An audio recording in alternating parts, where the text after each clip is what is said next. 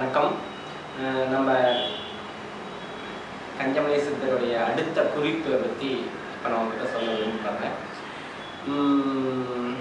Sir, வயிறு உப்புசமாக இருக்குது, வயிறு சம்பந்த எல்லா ப்ராப்ளமும் இருக்குது அப்படின்னு சொல்லிட்டு எல்லாம் நீங்கள் யோசிச்சுட்டு இருப்பீங்க. அதுக்கு பஞ்சதீபாக்கனி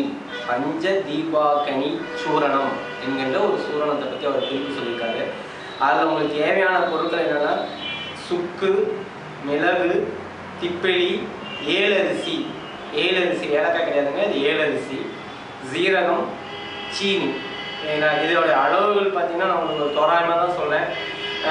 சுக்கு ஒரு 50 கிராம், மிளகு ஒரு 50 கிராம், திப்பிலி ஒரு 50 கிராம், ஏலரிசி ஒரு 50 கிராம், ஜீரகம் 50 கிராம், சீனி 250 கிராம் எடுத்துக்கங்க. ஃபஸ்ட்டு இதெல்லாம் பார்த்தீங்கன்னா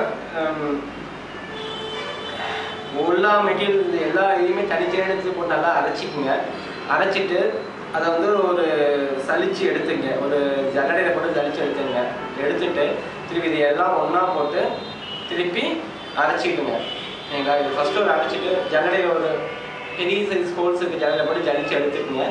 எடுத்துட்டு இந்த மெட்டீரியல்ஸ், அதாவது நம்ம சொன்ன கிட்ட 5 பொருட்களையும் திருப்பியும் ஒட்டுக்கா போட்டு அரைச்சி பொடியாக எடுத்து வச்சுக்கிட்டு 1/2 டீஸ்பூன் காலை மாலை இரவு வேலைகளை நீங்கள் பால், தண்ணீர் ஆகியவற்றுடன் சேர்த்து எடுத்துக்கிட்டிங்கன்னா உங்களுக்கு மெயினாக பசியின்மை, அஜீரணம், வயிறு பெருமல், வயிறு உப்பிசம் ஆகிய அனைத்து வகையான நோய்களுக்கும் ஒரு எளிய மருந்தாகும்.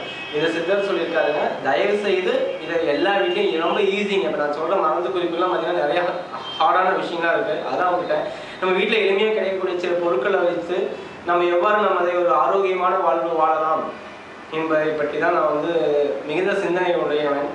எனக்கு இந்த சித்தர் குறிப்பை நான் ஃபஸ்ட்டு பெறக்குள்ள எனக்கு ஒரு பெரிய என்ன சொல்கிறதுன்னா இதெல்லாம் நடைமுறைக்கு சாத்தியமானு பார்த்தேன். கடைசி பார்த்தா இந்த சித்தர்கள் பயன்படுத்திய பொருட்கள் எல்லாமே பார்த்திங்கன்னா இன்றைக்கி நம்ம ஈஸியாக கிடச்சிக்கிட்டு இருக்குங்க.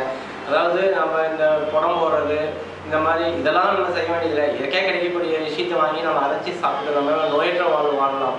சரிங்களா? அதெல்லாம் நம்ம சித்தர் நமக்கு சொல்லியிருக்காரு. நன்றி.